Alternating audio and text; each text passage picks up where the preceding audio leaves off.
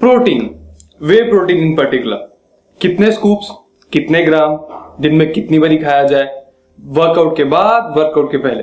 दोस्तों जिम्स में ये फेवरेट टॉपिक होता है डिस्कशन का, मैंने भी बहुत किया है। तो आज हम लोग बेसिकली डिस्कस करेंगे कि प्रोटीन वर्कआउट्स के आसपास की जो कंजम्पशन है कैसे की जाए, कितने स्कूप्स किया जाए, कैसे लिया जाए, क्या वे प्रोटीन ही जरूरी है वर्कआउट के आसपास खाने के लिए।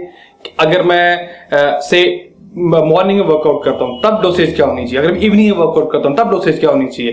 तो मैं हूं आपको दोस्त अनुराग, आज हम बात करेंगे इन सब चीजों के बारे में ताकि at the end of this workout आपको क्लैरिटी हो जाए कि प्रोटीन या वे प्रोटीन को मैं वर्कआउट के आसपास कैसे लूं।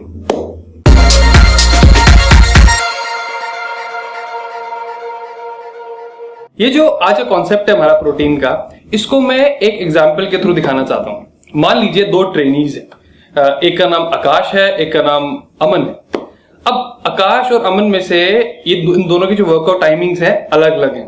अमन प्रेफर करते हैं सुबह वर्कआउट करना और आकाश प्रेफर करते हैं शाम को वर्कआउट करना। लेकिन एक चीज है, जो अमन है वो जो सुबह वर्कआउट करता है उसके पहले कुछ खाना पसंद नहीं करता, उनको अजीब सा लगता है खाना, तो उसके बाद वो कुछ खा सकते हैं। लेकिन जब आकाश वर्कआउट करते हैं शाम तक, तब तक वो काफी कुछ खा चुके होते हैं। तो अब इन दोनों के केस में प्रोटीन रिक्वायरमेंट वर्कआउट के आसपास कैसे हो, देखिए बताते हैं। आपको दो चीजें जाननी बहुत जरूरी होंगी, एक प्रोटीन सिंथेसिस, दूसरा प्रोटीन ब्रेकडाउन, तीसरा इंसुलिन। दोस्तों प्रोटीन सिंथेसिस सिंपल शब्दों में हो गया मसल बिल्डिंग का एक बड़ा इंपॉर्टेंट प्रोसेस, मतलब प्रोटीन सिंथेसिस नहीं होगा तो मसल बिल्डिंग बिल्कुल नहीं हो सकती। दूसरा प्रोटीन ब्रेकडाउन, अगर आप जिम में मेहनत मजदूरी कर रहे हैं या एक्सरसाइज कर रहे हैं, काफी इंटेंस एक्सरसाइज कर रहे हैं, तो आपके जो मसल टिश्यूज होते हैं वो ब्रेक डाउन होते ही होते हैं। तो अगर मसल टिश्यू जो हमारा ब्रेक डाउन अगर रेट ज्यादा हो जाता है तो ओवरऑल हम लूज करते हैं, मसल गेन नहीं करते।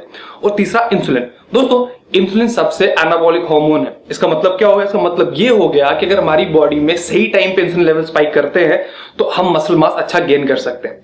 काफी सारे बॉडी बिल्डर जो एक्चुअली कंपीट करते हैं वो इंसुलिन एक्सटर्नली भी लेते हैं, जो कि बहुत डेंजरस होता है, लेकिन लेने का मतलब यही होता है क्योंकि इंसुलिन बहुत ही एनाबॉलिक होता है। तो अमन की एग्जांपल लेते हैं। अमन रात को सोए, सुबह उठे, अब जो सुबह उठ रहे हैं उनके इंसुलिन लेवल्स एकदम लो है, उनकी बॉडी में एकदम इमीडिएट यूज करने वाले अमीनो एसिड्स भी बिल्कुल नहीं है। अभी वर्कआउट करते हैं, जब वर्कआउट करना शुरू करेंगे तो अब इनकी बॉडी में प्रोटीन सिंथेसिस होना शुरू होगा क्योंकि वर्कआउट अपने आप में प्रोटीन सिंथेसिस स्टिमुलेट करता है, लेकिन इनकी ब्लड में रेडिली अवेलेबल अमीनो एसिड्स बहुत कम होंगे। तो जैसे वर्कआउट खत्म होगा तो अगर इस टाइम के बाद ये एक वे प्रोटीन शेक लेते हैं तो ये अच्छा ऑप्शन होगा क्योंकि उसके बाद रिकवरी प्रोसेस शुरू हो जाएगी। और एक और चीज, जैसे हम वे प्रोटीन शेक लेते हैं तो इंसुलिन स्पाइक कर जाता है, और इंसुलिन स्पाइक कर गया तो आपकी मसल बिल्डिंग प्रोसेस वहीं पे शुरू होगी। लेकिन अमन के केस में एक चीज और हो सकती है, वो ये हो सकती है कि अगर मान लीजिए वो खाने का कुछ मन नहीं करता तो प्री वर्कआउट, मतलब मान लीजिए जैसे वर्कआउट शुरू करने से पहले आधा घंटा पहले अगर वो एक वे प्रोटीन शेक उस टाइम पे ले लें तो ये उनके लिए काफी फायदेमंद होगा क्योंकि जब वो वर्कआउट करेंगे तो उनकी बॉडी में अमीनो एसिड्स ऑलरेडी होंगे, अवेलेबल होंगे मसल टिश्यू को रिपेयर करने के लिए। तो ये हो गया सुबह वर्कआउट करने वालों के लिए। अब शाम के वर्कआउट, जो आकाश का एग्जांपल था, आकाश लगभग 6 बजे के आसपास वर्कआउट करते हैं, लेकिन इनका जो लास्ट मील होता है कई बारी तो वो दिन के 1 बजे होता है। 1 बजे के बाद ये कुछ भी खाना पसंद नहीं करते, तो 1 बजे लास्ट मील, उसके बाद 6 बजे के आसपास इनका वर्कआउट होता है।